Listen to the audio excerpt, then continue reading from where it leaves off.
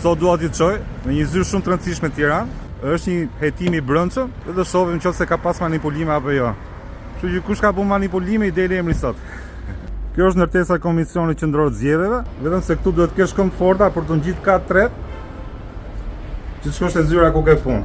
Këtu është vendi ku marrim një kafe kur kemi pushim. Që ka mush korridori plot me kutia. Që diku marron numërimin. Do jam shumë besi, të Elda gazetare ime shumë optimiste që këto do marrojnë shumë shpejt. Kjo është vendi ku numërohen. Do t'ju tregoj edhe pak kamera që do filmoj sot. Është e markës Sony. Është nga kamerat më të mira në botë.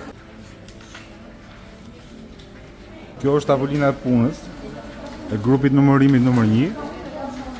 Dhe në këtë moment po verifikojnë të gjitha votat. Ja doli një votë e pavlefshme.